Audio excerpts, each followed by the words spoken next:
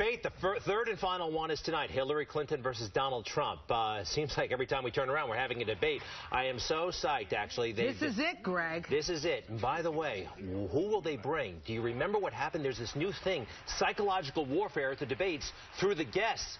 Donald Trump brought a slew of Bill Clinton accusers to the second... Accusers? Those are the ex-mistresses. Right. Accusers? Those are not accusers. Guess what? They freaked out.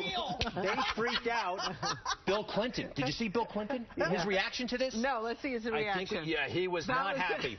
All right, now, tonight they're bringing, for some reason, Donald Trump, the report is, Malik, Barack Obama's half-brother, who, by the way, doesn't like Barack Obama. I don't know how this is going to psych out Hillary Clinton.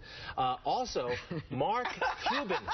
Mark Cuban is coming. Now, apparently, this is a big rival of Donald Trump. We'll see how that goes. In the meantime, we're going to break down the debate a little bit with our two experts. We love it. Betsy McCoy, former lieutenant governor, and also an ardent Hillary Clinton opponent. She likes Donald Trump.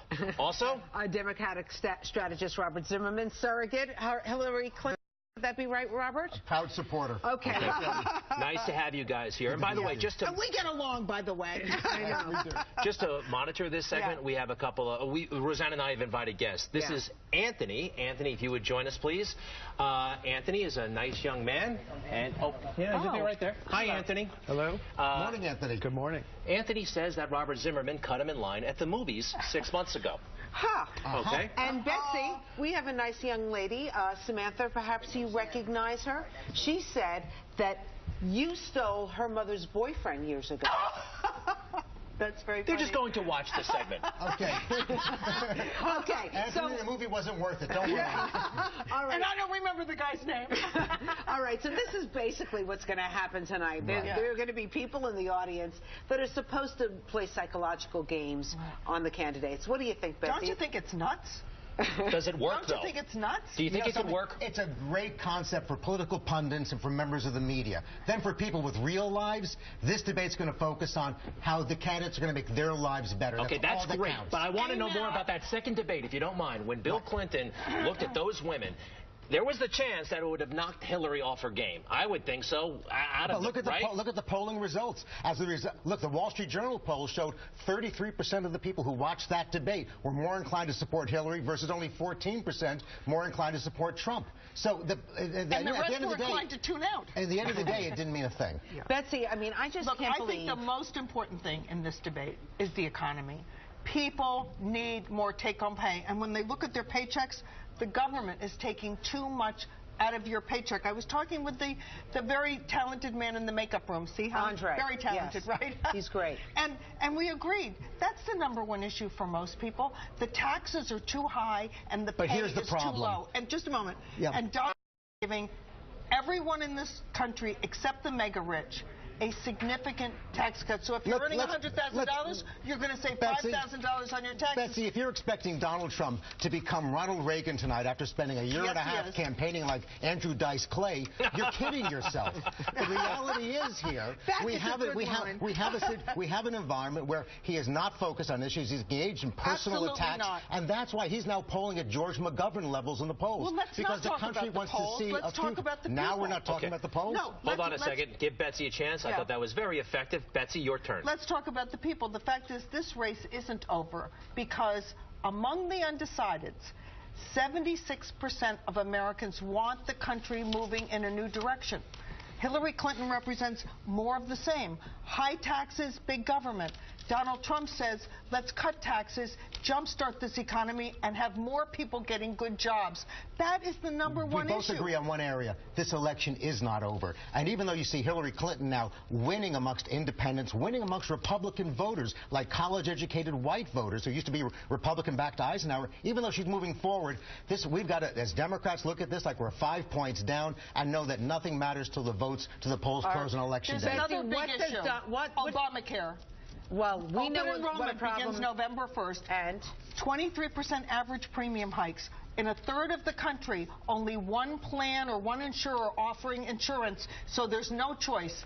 But Bill Clinton even knows. He's crazy. And by the way, in New York City, it's very difficult. I'm a small business owner. I know the deal. But here's the reality. We don't want to abolish it, and the country doesn't. We want to reform it. But the Republican plan under Paul Ryan is to end Medicare as we know it, according to the Wall Street Journal. No. Let me point out that the immediate issue is there are more people in this country incurring the Obama that are actually enrolled in Obamacare. Think about it. You want to go back to the status quo, Betsy? No, but think about it.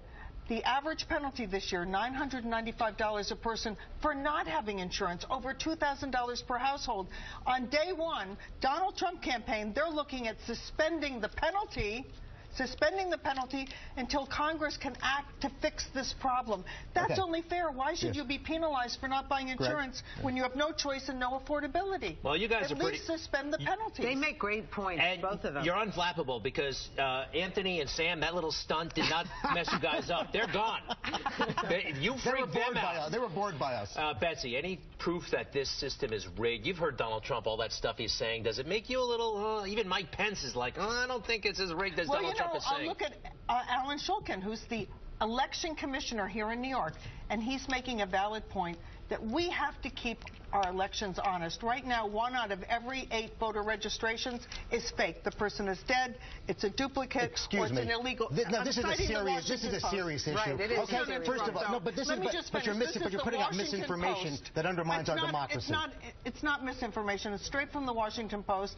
And when people vote illegally, it breaks like 80-20 for Democrats. So all I'm saying is I don't want to lose faith in the electoral process. Let's clean up the voter rolls so that everybody on those rolls is an honest voter. I do want to respond to this because this issue cuts to the core of our democracy and the core of our country, who we are as a people and who we are as a nation. And the reality is every survey that's been done, whether it was done by the Bush administration's Department of Justice in 2007, the Cronkite School that looked at over 1 billion voters with a B from 2000 to 2014, they found, according to the Cronkite School, a total of 2,000 fraudulent voters. The point simply is we have never had an election which has been proven to be false or where it could have been false voting. Excuse me.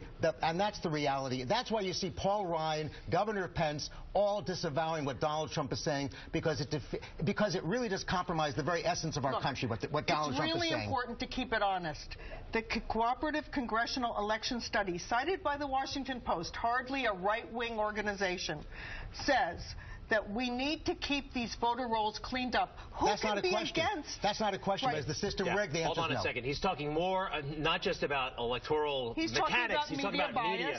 And boy, oh boy, you can make the case that the mainstream media... Over 90% of the media donate to Hillary Clinton. Is leaning heavily one way in this. We got to leave it there. Okay. We got to leave. Again, where's Sam and Anthony?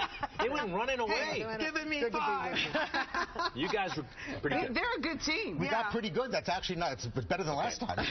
All right. See you later. The debate is tonight. Betsy, thank you so much. 9 o'clock. Right here on Fox 5.